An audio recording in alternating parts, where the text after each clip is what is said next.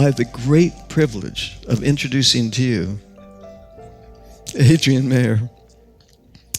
I've not personally worked with her, not as yet, but after reading her bio and being in conversations with colleagues about her work, I am truly, truly looking forward to hearing her insights, her reflections, her research findings. And I did have the occasion to meet and chat just for a few minutes at the reception. And oh my goodness, I'm quite excited.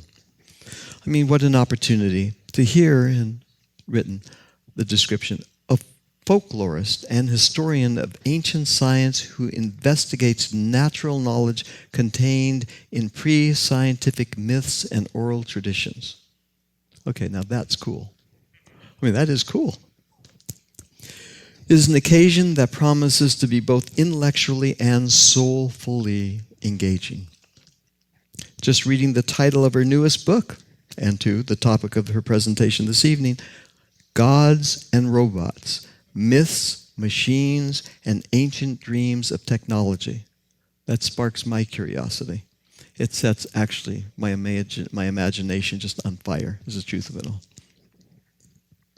Adrienne asked that we hold the question, who first imagined robots, animated statues, automatons, and artificial intelligence? The depth and breadth of Dr. Mayer's work, as acknowledged in her biography that is in your conference program, sets the stage for our time together over these next days and nights. I cannot think of anyone better to open our proceedings.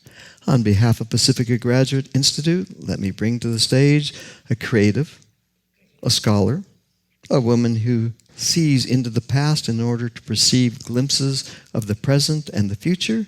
Will you please welcome Dr. Adrienne Mayor.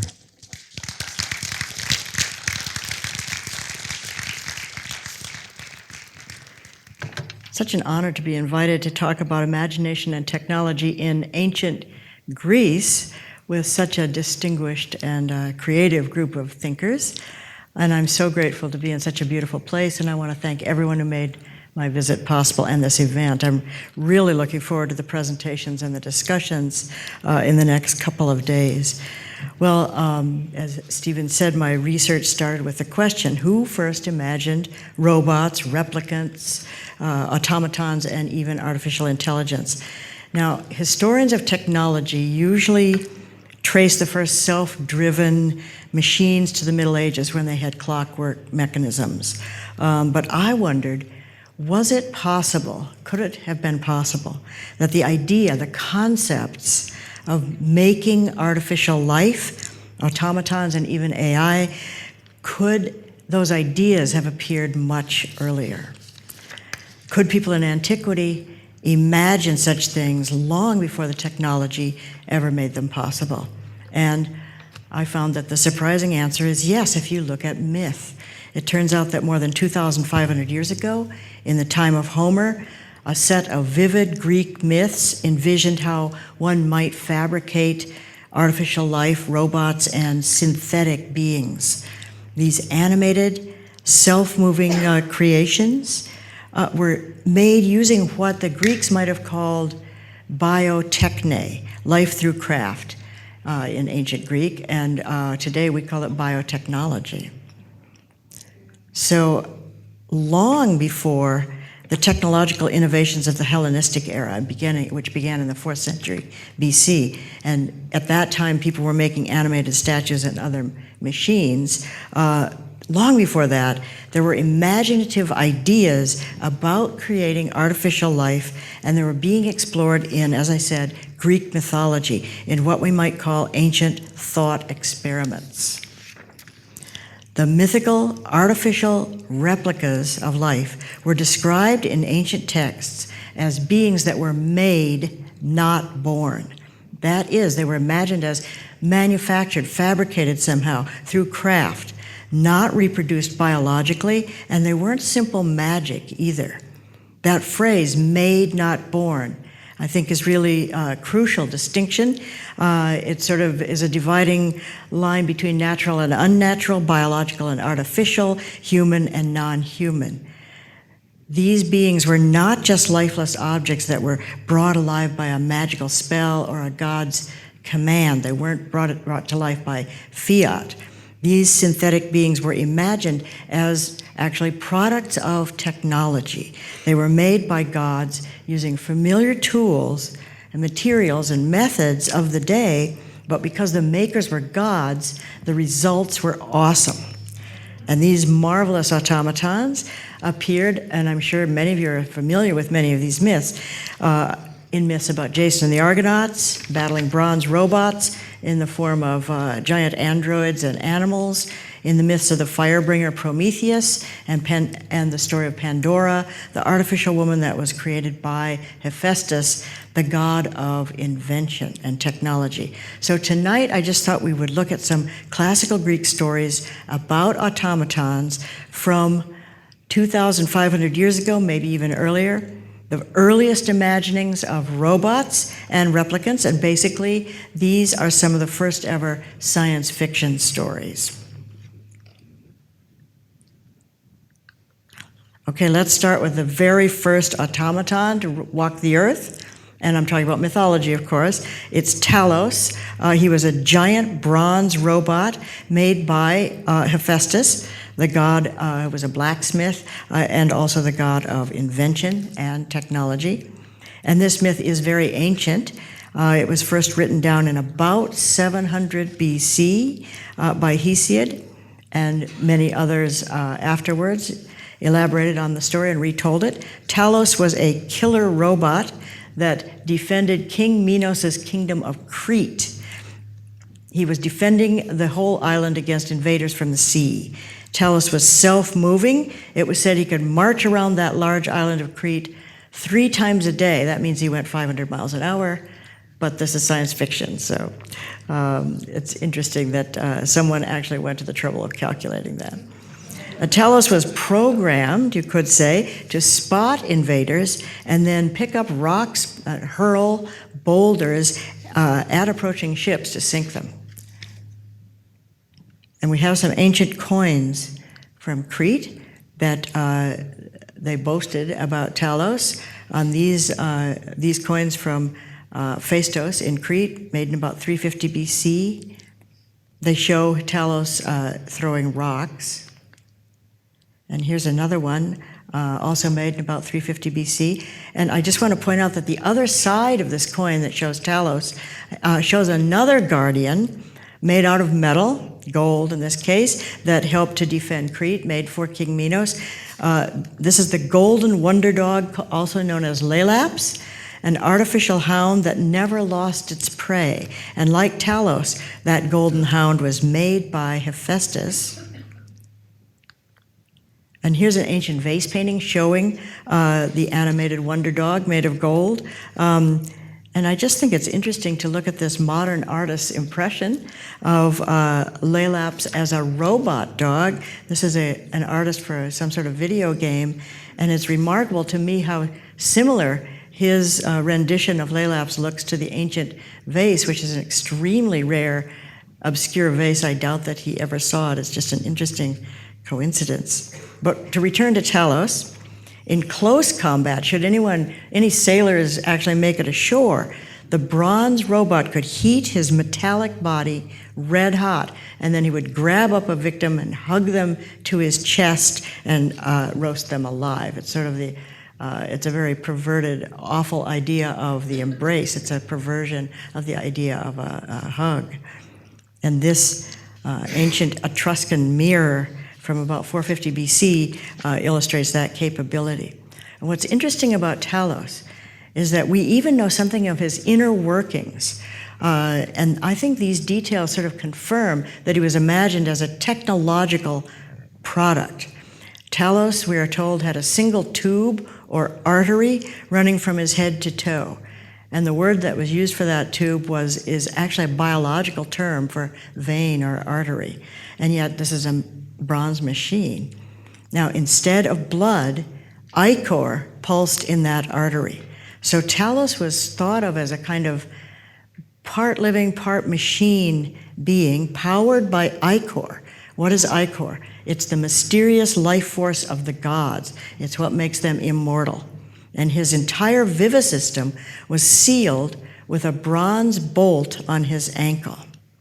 Now, in the myth, Jason and the Argonauts encountered Talos on their quest for the Golden Fleece when they tried to drop anchor in Crete. And I hope there are some people who like films here, because I have quite a few references to modern movies and films. After all, they're all cultural dreams. And Talos is familiar to many people today, if you are a fan of this sort of cult movie, Jason and the Argonauts, from 1963. It had this unforgettable stop-motion animation figures created by Ray Harryhausen. And in the ancient myth, Jason and the Argonauts were doomed to become the next victims of Talos. Now here we have Talos on the very famous vase, so famous that the painter is called the Talos Painter, made in the 5th century BC. And you can see here that Talos is portrayed as a giant man made of bronze. If you look at this pair of images from antiquity, you can see that the artist used the same technique to depict Talos and to show bronze armor. Now, luckily, Jason and his men were saved by the powerful sorceress or witch called Medea. And it was Medea who figured out how to destroy or disable the bronze robot. And she used a combination of persuasion and technology. She was able to convince Talos that she could make him immortal. And here on the vase painting, you can see that she's there trying to convince Talos to take her advice. She convinced him that she could make him immortal, but only if he would allow her and Jason to remove that bronze bolt on his ankle. And Talos agreed to that. And Medea and Jason unsealed the bolt so that his power fluid, the ichor, would flow out.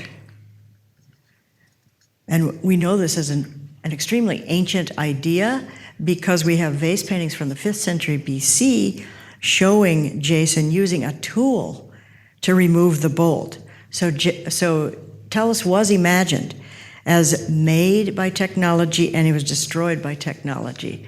And I think that could be a little lesson for us today.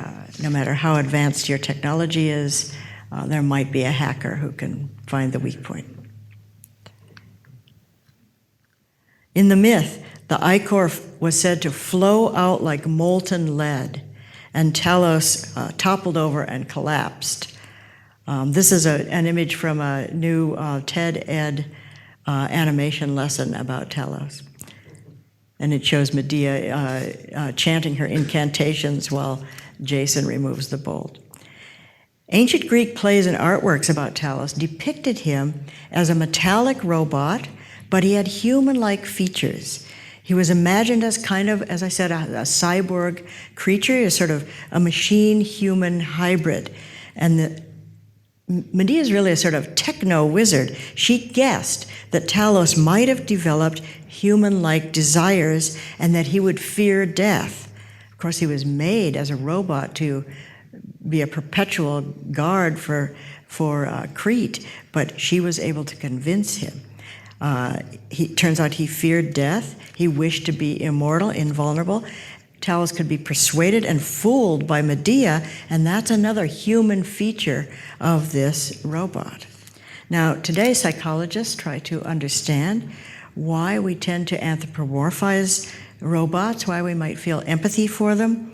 We do seem to be kind of hardwired to bestow emotions on things that seem alive to us, and especially if they have a name and a backstory, like Talos did. Now, some of you might remember the famous Stanley Kubrick film, 2001, 1968, in the iconic scene, the computer HAL. He seems the most human when he's being deactivated, destroyed by the astronaut. And as he's dying, he tells his name and begins to recite memories, his backstory that he's been given, memories from his supposed childhood. In the 1963 film Jason and the Argonauts, the robot has an expressionless face made of bronze, but the astonishing animation sequence did manage to suggest somehow glimmers of personality and sentience and emotion in Talos. And in that poignant scene, as his life fluid is bleeding out, the great robot is struggling to breathe. He clutches his throat while his bronze body cracks and crumbles. And the modern movie audience feels pity for the helpless giant. Human qualities are what make that robot's destruction feel tragic. Just like in antiquity, when people were at the theater and there were plays about Talos, unfortunately lost now, the people felt sympathy for the robot who was tricked and killed while he was simply doing his job. Now, in this ancient vase painting, made more than 2 millennia ago, the dying Talos is shown as a large man of bronze. He's shown at the moment when he's falling backwards as Jason is removing the bolt. His eyes roll up, and this artist, amazingly, painted a teardrop falling from the robot's eye.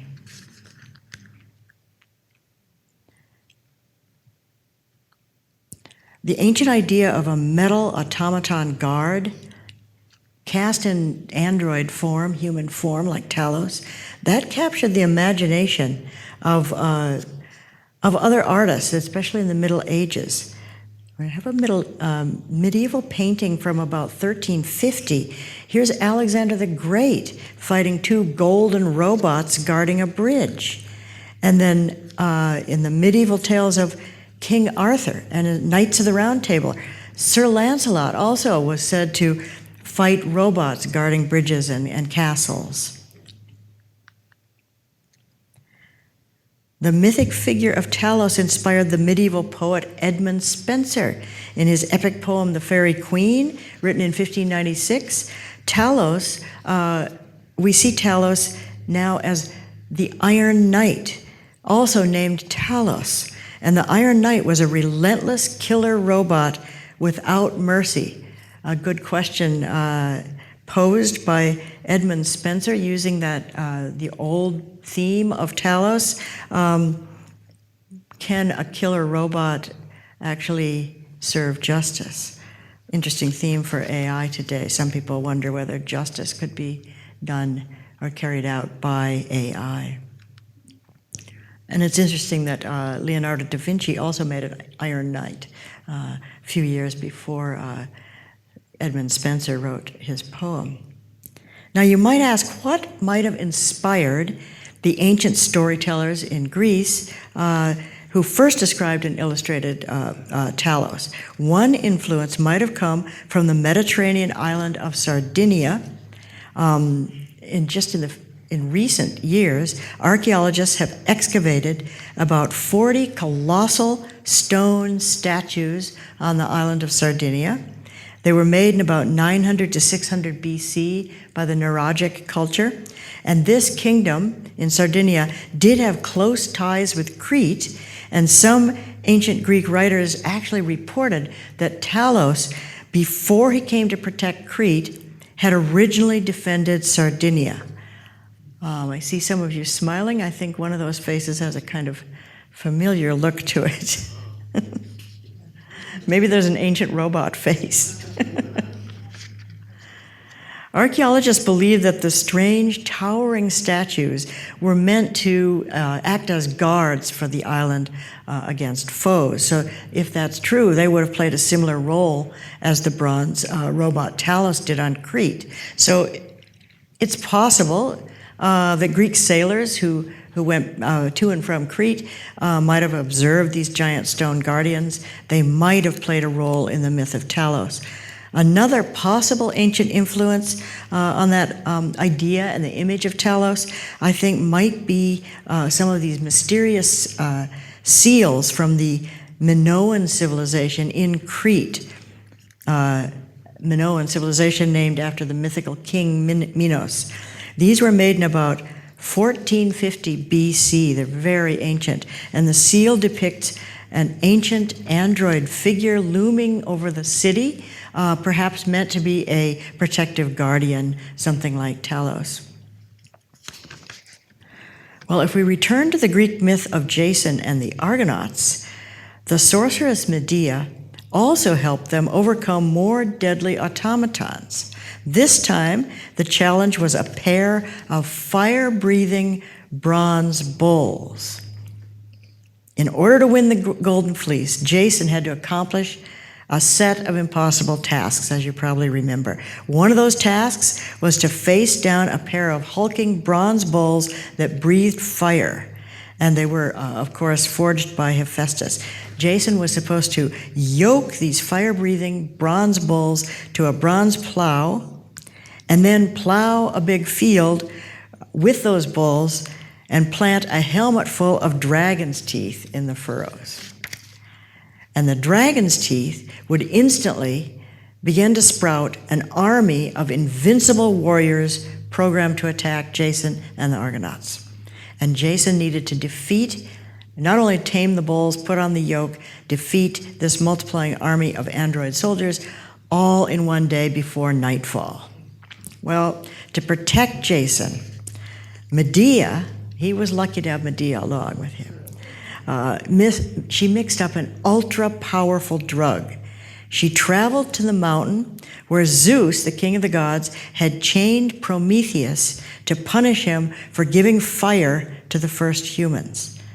According to some versions of the myth, Hephaestus was the one who constructed the drone-like eagle that came like clockwork at the same time every day to torment Prometheus.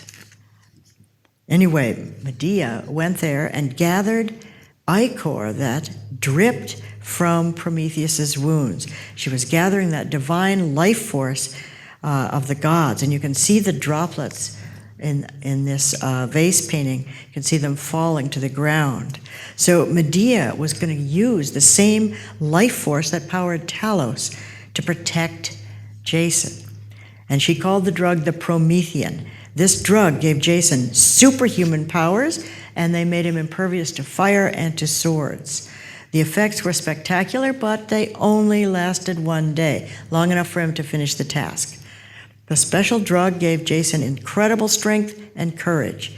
And just quoting the passage in the epic poem, as the drug began to circulate in his veins, Jason senses terrifying powers entering his body. His arms began to twitch and flex, his hands clenching at his sides. Now, Jason in vase paintings is usually shown as a rather skinny guy. Here he is retrieving the Golden Fleece, and that drug basically transformed him into the Hulk for one day. And we hear that Jason exulted in his superhuman strength, and he began to stride and leap about, roaring like a wild beast. Jason now had the physical and mental power to wrangle those bronze bulls. And many modern artists have been captivated by the idea of metallic bulls snorting flames. I'll just show you a few of the modern illustrations. The bulls charge Jason, flames shooting from their nostrils, quote, as though blasted by bellows from a bronzesmith furnace. Jason braves the searing breath of the bulls, and all day long he plows that field. He sows the dragon teeth, and it's nearly dusk when the diabolical men with spears start to spring up out of the field that he's just plowed. And this is the horrible crop of automaton warriors that Jason must cut down before nightfall. And this is another iconic scene from that 1963 movie, Jason and the Argonauts. It's probably best known today just by that sequence. In the ancient epic, the giant androids in bronze armor spring up from the soil fully armed, and they cannot be ordered or led. They can't retreat, they can't halt or stop. They're hardwired to attack. And once again, Medea to the rescue. Medea figures out how to take advantage of the encoding that's imprinted somehow in this unnatural, unstoppable army. She tells Jason to toss a stone to trigger their programming. She realizes that a random impact will start a domino effect, a sort of cascade of blows, causing each android to fight the nearest soldier, the person nearest him, and thereby they will destroy each other. You really want Medea on your side if you're going to meet with evil killer robots. So Jason throws rocks into their midst, sensing the blows on their bronze armor. They turn on each other in a frenzy and hack at each other with their swords. Jason and the Argonauts manage to finish them off and escape. Well, the bronze bowls in Talos were made, as I mentioned, by the god Hephaestus. And he had, I must say, an impressive resume of artificial beings, animated statues, and automatons. As a divine blacksmith, he was always pictured using the familiar tools and materials and methods that ancient people saw in real foundries and workshops on Earth. But, as I said, because he was a god, his imaginary creations were far beyond what any mere mortal could achieve. Hephaestus is also interesting because he's the only god with a job. He sweats. He's the only god who works and sweats while he works. Now, the examples of his automatons, I wish I had pictures of these, but I don't. We only have Homer's descriptions from the Iliad. He made 20 automated bellows for his forge. And Homer says that the bellows could blast more or less air as needed by Hephaestus as he worked with the molten metal. He also devised a wonderful fleet of self-driving carts that delivered ambrosia and nectar to the gods at their banquets and then returned when they were empty. He made automatic gates for the heavens so that the gods didn't have to get out of their chariots when they came and went between the heavens and earth, the first automatic garage doors, in other words. I think one of his most amazing inventions was the crew of life-sized, lifelike women of gold to serve as his personal assistants. Now, Homer describes these golden servants as looking just like real young women. These female androids could anticipate Hephaestus's every need, and they were endowed with, Homer says, strength and reason. And even more astonishing, Homer says they were equipped with all the knowledge of the gods. It's a lot of knowledge.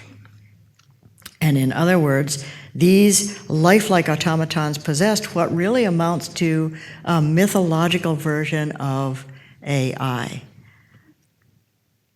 The capstone of Hephaestus's wonders was yet another lifelike replicant, one that could interact with humans on Earth. And in this myth, Zeus, king of the gods, commanded Hephaestus to fabricate a beautiful female android, and he wanted this replica in order to punish humans for accepting the gift of fire. That's a technology that was stolen from the gods by Prometheus. Now, this project resulted in a realistic fembot endowed with deceptive human characteristics. This marvelous creation was named Pandora, and several ancient vase paintings illustrate the myth of Pandora. And the original myth is probably quite different than the one you're more familiar with. Pandora was first described by the poet Hesiod in about 700 BC. It's around the time Homer was describing the golden servants of Hephaestus. And Hesiod's description says Pandora was an artificial young woman, made, not born. And here we have a vase painting of Zeus admiring Pandora before sending her down to earth. And the myth actually says that he laughed out loud looking at Hephaestus's handiwork. This living statue, the form of a seductive young woman, was sent to earth carrying a sealed jar filled with evils intended for humans. She was programmed to open that fateful jar once she got to earth and release eternal misery on humankind. Now, this is a fabulous vase. It's more than a foot tall. It shows Pandora being made and then prepared for her mission on Earth. It's made in about 450 BC. Remember, Pandora has one mission: to insinuate herself into human society and then open that jar of suffering and disaster. And here she is being prepared. And if you look at all the other figures, they're all very active. But Pandora stands stiffly. She's like a statue. She has an uncanny smile on her face. Facial expressions are really rare in vase paintings, and so are faces that look straight out at the viewer. So I think the effect on viewers of looking at this vase would have been quite startling. Pandora, one art historian says she looks like a wind-up doll about to be activated. And I think there's an eerie similarity to the evil robot Maria in the fantastic 1927 silent film Metropolis, if any of you are familiar with it. If you're not, I highly recommend it. She too causes chaos and suffering. And here they are being prepared for their mission. Interesting coincidence there. In the Greek myth, Pandora was given as a bride to a man called Prometheus, who was dazzled by her beauty. Now, his brother, Prometheus, tried to warn Prometheus not to accept the artificial woman Pandora.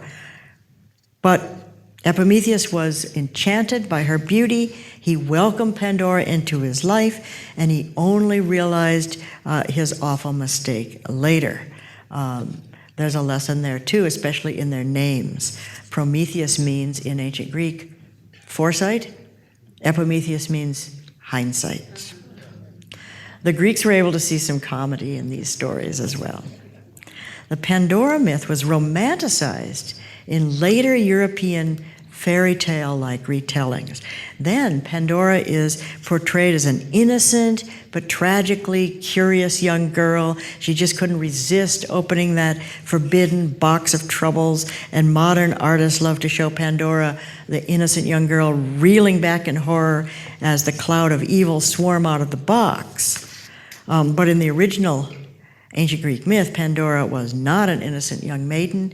She was deliberately created as a beautiful evil, a trap. Zeus's specifications say, I want evil disguised as beauty, and intended to devastate humankind. But you might ask, what about hope? Hope was the last thing in Pandora's jar.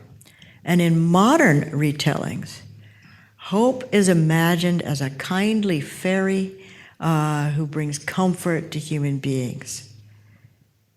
But in classical antiquity, I would like to point out that hope was not considered a good thing. It was called blind hope. Blind hope deprives us of the ability to see to the future. We can't foresee anything. We become like Prometheus. Since antiquity, philosophers have been debating whether hope was the best or the worst thing in Pandora's jar. In antiquity, some Greek artists depicted hope as a young woman with a crooked smile, and some people think that looks like a sly smirk on her face, maybe mocking us for thinking that hope is a good thing. Prometheus, as we saw, tried to warn against Pandora. And Prometheus, as you know, was the Titan who stole fire from the gods to help the defenseless first humans. According to myth, it was Prometheus who first created the prototypical man and woman. He created the first humans. An amazing group of ancient Etruscan artists illustrated this myth, I think, in an extraordinary way, because they show Prometheus constructing the first human being from scratch, once again, as a product of technology, and that raises all kinds of philosophical questions that I'm sure you can feel them multiplying in your brain right now. This series of exquisitely detailed gems, there are about 65 of them, have survived. There were gems that were carved exquisitely for seals and rings. And the artists show Prometheus as a kind of engineer, using tools to build the first human from the inside out. He begins with the skeleton as the framework. And skeletons, again, are very rare in ancient Greek vase paintings.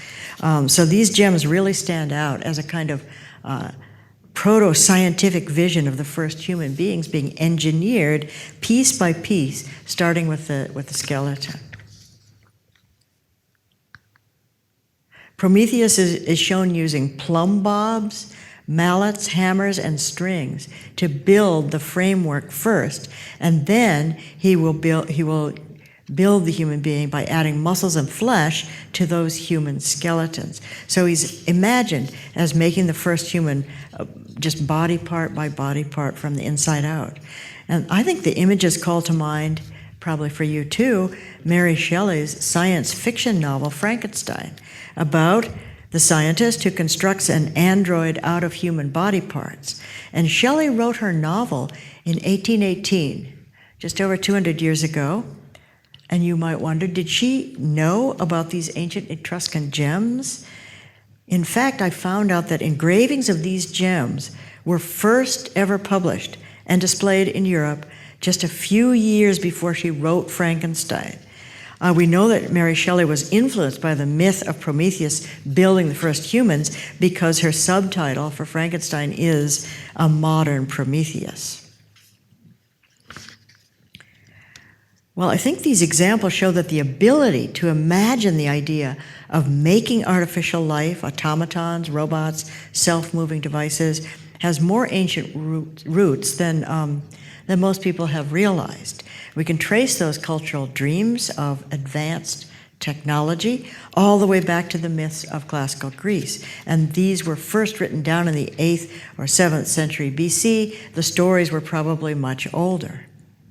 The stories of the bronze robot Talos, that artificial woman Pandora, the metallic robo-bulls that breathed fires, and other beings that were imagined as made, not born, I think they confirm that robots were thinkable, imaginable, long before the technology was available. These imaginative myths about self-driving carts and androids were, as I said, thought experiments. They're really the first ever science fiction tales, and it's often said, that where science fiction leads, technology does often follow. And before long, real inventors in the ancient Greek world began to design and really construct working automatons and a variety of marvelous machines. One remarkable early invention is the first artificial bird capable of flight. It was made by Archytas, a friend of the philosopher Plato in the 4th century BC. Archytas was a mechanical genius. We don't have his treatises, but he wrote a bunch of manuals and treatises on mechanics. We have quotes in other authors. And he was also a political leader in the Greek colony of Tarentum in Italy. Some engineers today contemplating this self-flying bird guess that it was probably powered by steam. We hear that it could fly a few feet and then had to be reset somehow to fly again. So their idea is that it was made by steam. There's a museum in Athens where you can see reconstructions of all of these automatons from antiquity that were actually built or designed, reconstructions to show how they might have worked. Soon, brilliant craftsmen, engineers, and inventors, such as Hero of Alexandria and Philo of Byzantium, began working in Alexandria in Egypt. It can be, some people have called it the Silicon Valley of antiquity. It was the home of the great library and the museum was actually sort of a laboratory and workshop for inventors. And these innovators designed and constructed a profusion of miniature and monumental animated statues, self-moving servants, roaring dragons, singing birds, automatic theaters, and other mechanical marvels of the Hellenistic period. So we're talking about 4th century BC, after the death of Alexander, up through about the 2nd century AD. And a bunch of animatronic statues, automatons, were displayed in the grand procession of King Ptolemy II Philadelphus in about 279 BC in Alexandria. We have descriptions, detailed descriptions of this colossal parade that lasted more than a day and went several miles through the city. One of the most impressive automatons was a colossal figure of the goddess Nysa. She was seated on a throne. She was about 10 feet tall while seated. And periodically along the route of this parade, the giant goddess stood up and poured a libation of milk from a jug into a bowl, then sat down again.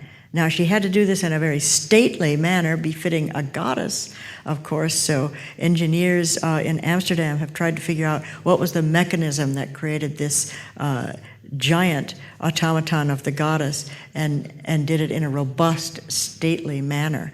It took 300 men to pull her cart in that lavish spectacle.